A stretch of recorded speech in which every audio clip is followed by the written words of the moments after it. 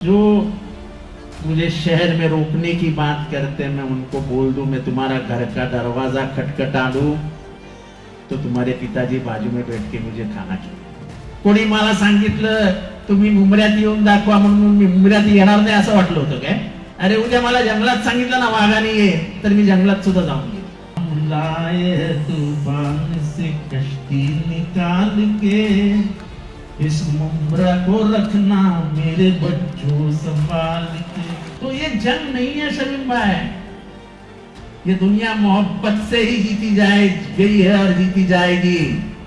ये अल्लाह के रसूल ने कहा है, वो ये मानेंगे. मोठ्या संख्येने उपस्थित असलेले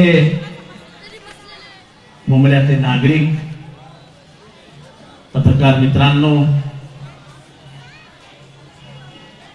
आणि मोठ्या संख्येने टीव्ही वरती हा सगळा कार्यक्रम बघत असलेल्या माझ्या मुंबईतल्या आणि महाराष्ट्रातल्या नागरिकांना, गेले 8-10 दिवस मुंबईची खूप चर्चा चालू.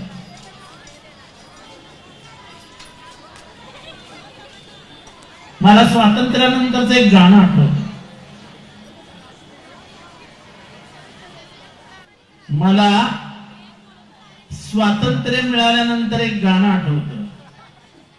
हम लाए हैं तूफान से कश्ती निकाल के इस देश को रखना मेरे बच्चों संभाल के. ये देश की जगह मुंबरा.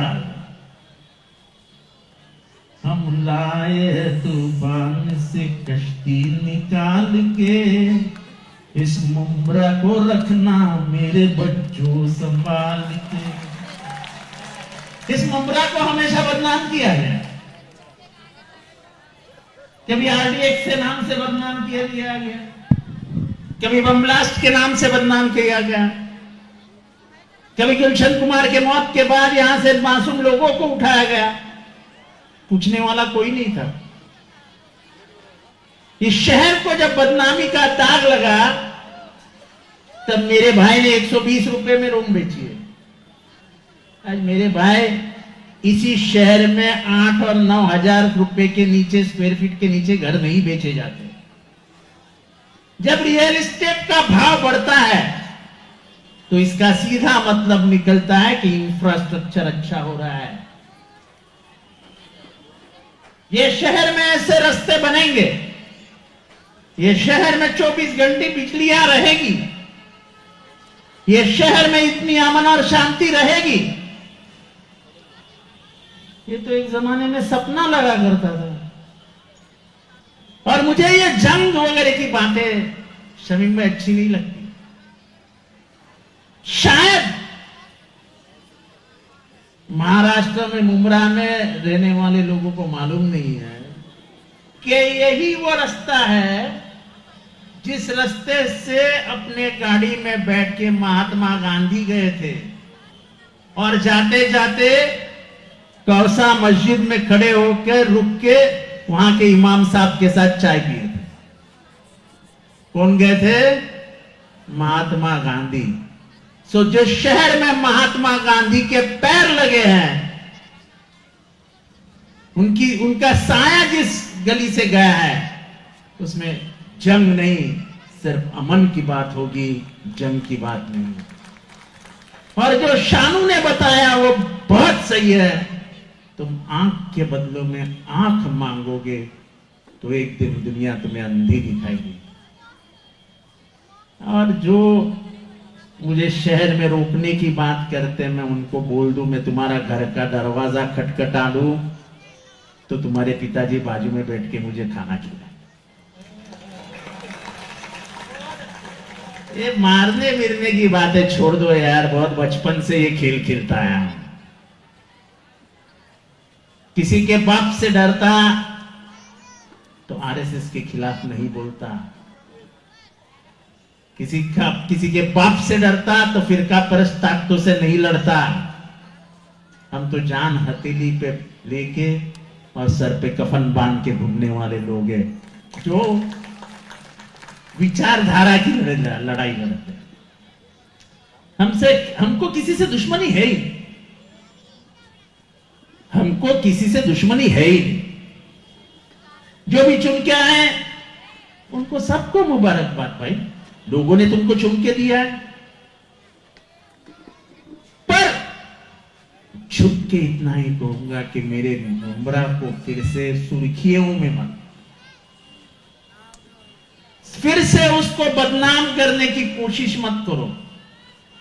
वो नूरा कुश्ती का फेल फिर से शुरू मत करो, इससे किसी का फायदा नहीं है। इससे अगर नुकसान किसी का है तो यहां के रहने वाले हिंदुओं का भी है और यहां के रहने वाले मुसलमानों का भी है। हमने इस शहर को बहुत संभाल के खींच के लाया है अपने हाथों में। यहां की गलियां सुधारी है, यहां के रास्ते सुधारे हैं, यहां की तालीम सुधारी है, यहां की हर वो व्यवस्था सुधारने की कोशिश की थी जिस व्यवस्था के कारण ये शहर बदनाम हुआ था। क्या वो दिन भूल सकते हैं जब रशीद कंपाउंड में 24 घंटे में कभी भी कॉम्बिंग ऑपरेशन हुआ करता था? वो दिन भूल सकते हैं? यहां पे बैठे हुए बुजुर्ग लोगों को मालूम है कि बंबई क्राइम मुंब्रा में ऐसी घुसती थी कि जैसे उनका घर है, पूछने वाला कोई नहीं था। मुझे आज भी याद है, और शायद पुराने सब लोग जो है उनको याद होगा कि यहां से 4 लोगों को पकड़ा गया। 4 लोग वॉचमैन थे, वॉचमैन। तब हमारे एक दोस्त पुलिस कमिश्नर हुआ करते थे, उनका नाम शंगारी साहब था। 4 लोगों को उठाया, वो चारों लोग कश्मीर के थे। मैं शाम को उनके पास पहुंचा, मैं बोला यार साहब इनको क्यों उठाए, तो वॉचमैन है। हंसते हंसते बोल दिए, बोले पुलिस का काम है, करना पड़ता है। 16 साल के बाद छूटे। उनको जब कोर्ट ने रिहा किया तो कहा कि इनके खिलाफ कोई भी सबूत नहीं है, लेकिन जिंदगी के 16 साल बर्बाद हुए, घर बर्बाद हुए, बच्चे बर्बाद हुए, मां बर्बाद हुई, पूछने वाला कोई नहीं था।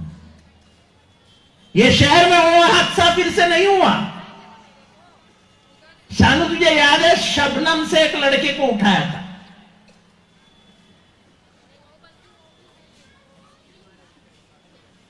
उसके मां का फोन आया रात को कि मेरे बच्चों को उठाया एक मर्डर केस में।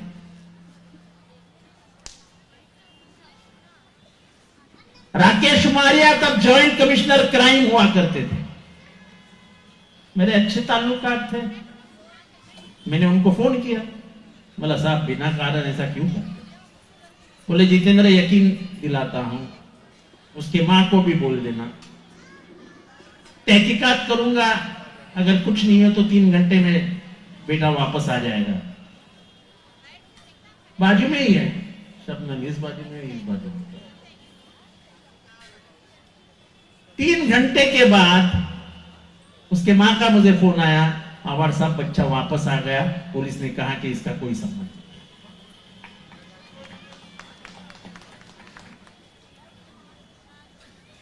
अगर सबसे अच्छी गवाही इस मामले में कोई दे सकता है ना, तो मुन्ना साहिल दे सकता है। इतने लोगों को लाया करता था कि इसको इमिग्रेशन में पकड़ा है, इसको ATS लेके गई है, और वो हर बच्चे को छुड़ाने का काम मैं करता।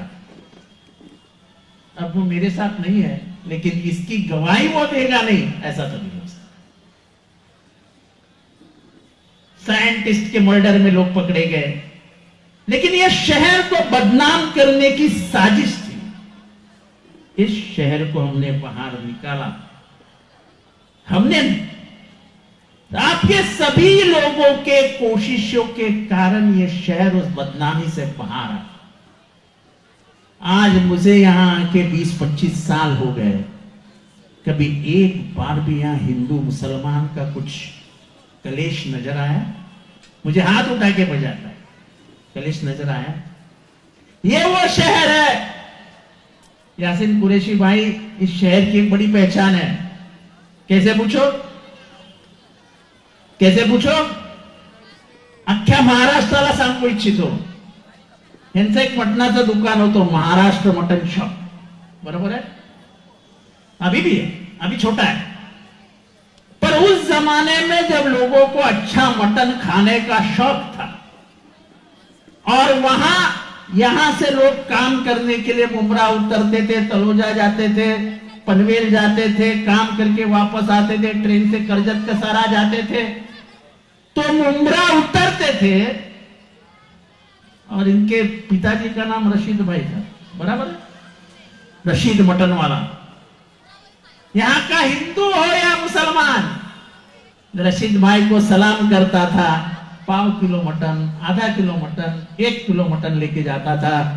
और तभी के जमाने में, उस जमाने में 100 से 150 बकरे कटते थे उसके दुकान में। कौन लेता था, कहां जाता था, किसी को मालूम भी नहीं होगा। वो महाराष्ट्र मटन शॉप इस शहर की पहचान बन गई थी, और नाम भी देखो क्या था, महाराष्ट्र मटन शॉप। आप स्टेशन पे खड़े रहो, आपको बड़ी मस्जिद का मीनार दिखेगा, मीनार की तरफ देखो तो मुमरा महादेवी का मंदिर दिखेगा। ये पहचान है इस शहर की। यहां का रास्ता भारत की पहचान देता है, यहां का रास्ता किसी रंग की पहचान नहीं देता है। तुम किसी रंग में इस शहर को नहीं लपेट सकते, क्योंकि यह शहर संविधान से सिंचा हुआ है। यह शहर महात्मा गांधी, नेहरू, अंबेडकर के विचारों पे चलता है। ये किसी एक रंग का नहीं हो सकता है। ये तिरंगे का रहे है और तिरंगे का रहेगा। आज बहुत दिनों के बाद मुझे बहुत हंसी आ रही है कि बहुत सारे टीवी वाले आ गए आज मुमरा को कव्हर करने के लिए। मला कळत नाहीये की अख्ख्या महाराष्ट्राला काय ऐकवायचंय। कोणी मला सांगितलं तुम्ही मुंबऱ्यात येऊन दाखवा, म्हणून मी मुंबऱ्यात येणार नाही असं वाटलं होतं काय? अरे उद्या मला जंगलात सांगितलं ना वाघाने ये, तर मी जंगलात सुद्धा जाऊन येईन, मला काही फरक पडत नाही। अरे इथल्या लोकांनी इतनं प्रेम केलंय रे, इतनं। तेव्हा अख्खा महाराष्ट्र म्हणत होता की जितेंद्र आव्हाडांची विधानसभेची निवडणूक अत्यंत कठीण आहे, तेव्हा 1 लाख मतांनी जिंकून आलोय या मतदारसंघात। लोकांचं प्रेम आहे, प्रेम। मी जेव्हा चालतो ना तेव्हा मोर्चा निघतो।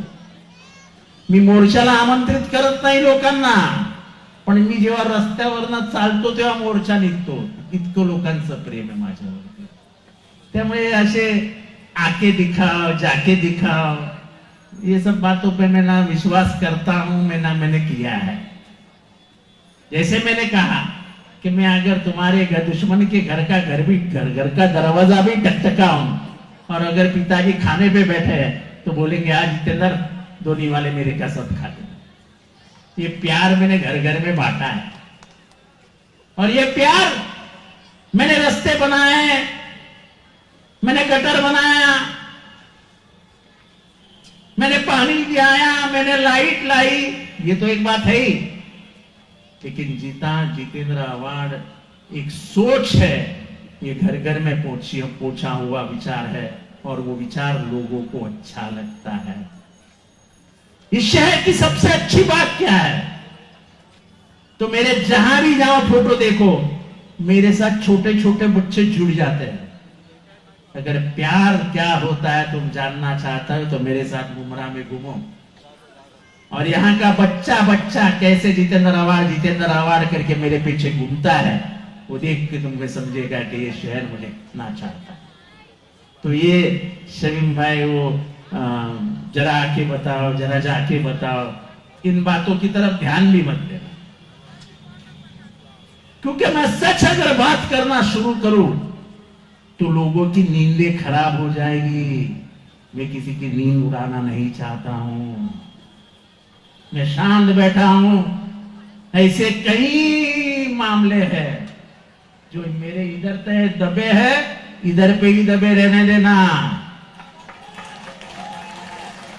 कहीं मैं अपनी जबान खोल दूं तो ऐसा ना हो कि अच्छे अच्छों को सलाखों के पीछे जाके बैठना पड़े।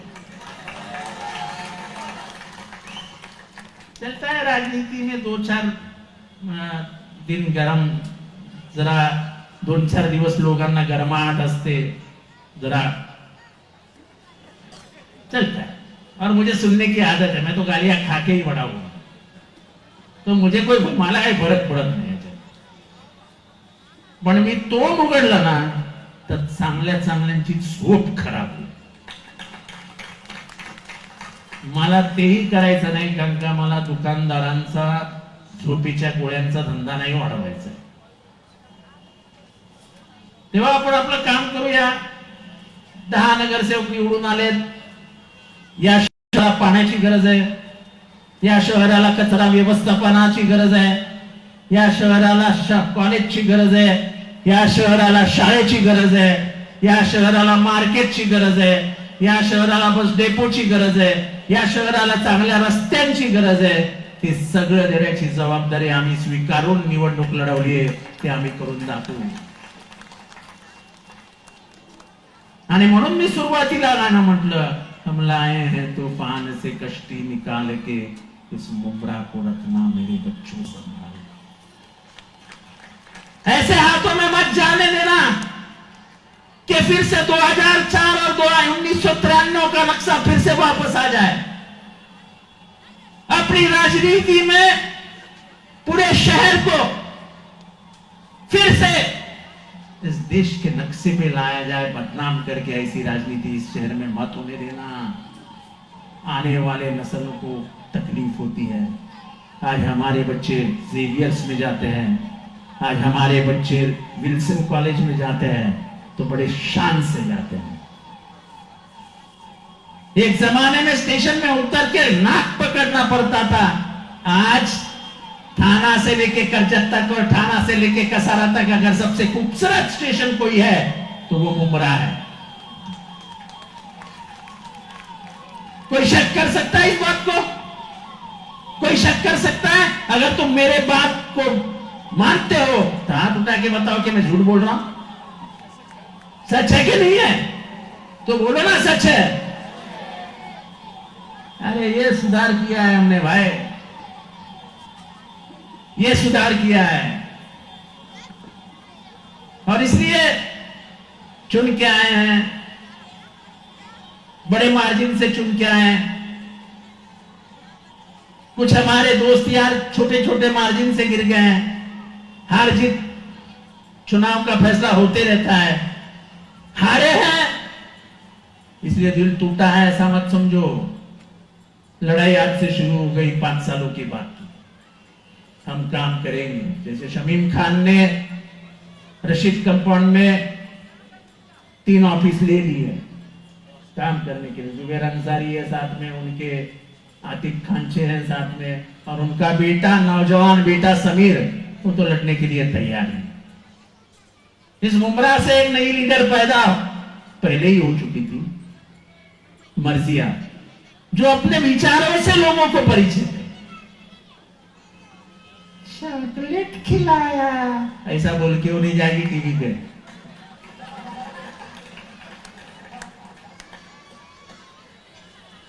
बच्चों को हमेशा प्यार से ही देखा करो यार, नफरत की बू भी नहीं आनी चाहिए। अगर किसी ने बोला, किसी बच्ची ने बोल दिया तो वो बच्ची है, अपनी बच्ची है यार, उससे प्यार से देखा करो। उससे क्या फर्क गिरता है हमको? हमको कोई फर्क नहीं गिरता है, क्योंकि हमको मालूम है टिकट नहीं, 40 लोग अगर टिकट मांग रहे हैं तो मैं 4 को ही दे सकता हूं। क्या रोटी है क्या? एक घर में 8 भाई है, कट कट के खाएंगे। नहीं दे सका तो नहीं दे सका। और नाराजगी भी वाहिद है, कोई मैं बुराई नहीं मानता उसमें। तुम्हारा हक था टिकट, लेकिन हालात ऐसे थे कि मैंने टिकट दे दी, नहीं दे पाया। स्टेशन पे ऐसा हुआ, इस बीच के गली में ऐसा हुआ, रशीद कंपाउंड में ऐसा हुआ, नहीं दे सके, नहीं दे सके, क्या है। तो ये जंग नहीं है शमीम भाई, ये दुनिया मोहब्बत से ही जीती जाए गई है और जीती जाएगी। ये अल्लाह के रसूल ने कहा है, वो ये मानेंगे। और गाली तो आप सल्लल्लाहु अलैहि वसल्लम को भी दी गई, उसमें क्या है। और इसलिए ये शहर को प्यार से जीता है जितेंद्र आव्हाड, नफरत से नहीं। मेरे आंखों में आपको नफरत कभी भी नहीं दिखाई देगी, मेरे बातों में, मेरे आंखों में हमेशा प्यार दिखेगा। ये प्यार मेरा अपना प्यार है जो ये शहर ने मुझे दिया है। मैं अगर वापस करूंगा तो शहर को ही वापस करूंगा, क्योंकि ये शहर ने जितेंद्र आव्हाड को बनाया है। जब मैं 2009 में पहली बार आया तो ये शहर मुझे नहीं पहचानता था, लेकिन न पहचानते हुए भी ये शहर ने मुझे अपनाया। तो इस शहर को मैंने जो भी कुछ किया है, जो भी दिया है, मेरा शहर मेरे बदन का चमड़ा निकाल के उसकी चप्पल भी बना दूं और इस शहर को दे दूं तो वो भी कम हो जाएगी। इतने एहसानात इस शहर के नहीं होता। मैं कलवा और बुमराह में कभी भी फर्क नहीं करता और इसलिए मैं हिंदू और मुसलमान मानता ही नहीं। मेरा नाता इंसानियत से है और इंसानियत ही मेरी पहचान रहेगी। यही रिश्ता लेके मैं चलते आया हूं और यही रिश्ता लेके मैं चलता रहूंगा। तुम मुझे उकसाने की कोशिश करो, नामुमकिन है जितेंद्र आव्हाड को उकसाना। और मैं आवाम के प्यार से बना हुआ हूं, उनके दिलों में बसा हुआ हूं। आप मुझे दिलों से नहीं निकाल सकते। चुनाव ये कोई प्यार का फैसला नहीं होता है। ये शहर जितेंद्र आव्हाड से प्यार करता है, नफरत उसके लिए नफरत उसके इस शहर के दरवाजे बंद नहीं कर सकता। और इसलिए आज की सभा में आए हुए लोगों को लगा होगा कि जितेंद्र आव्हाड करारा जवाब देगा। अरे मैं किसी को दुश्मन मानता ही नहीं हूं तो करारा जवाब क्यों दूं भाई। हैसियत की बात है ना भाई, औकात की बात है ना।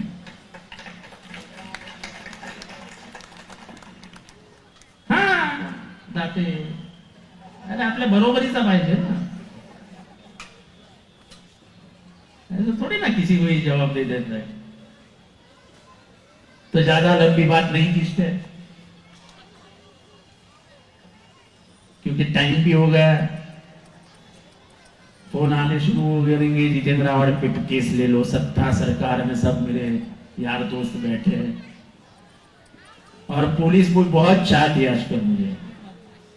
बाकी नहीं बाबा नहीं। तो केस होने के पहले तुम्हारा प्यार बहुत है मुझे मालूम है, लेकिन केस होने के पहले मी तुम्हा सगळ्यांचा निरोप घेतो। मला माहित नाही कुठले टीव्ही महाराष्ट्रभर दाखवतायत, पण या शहराची ओळख फार वेगळी आहे।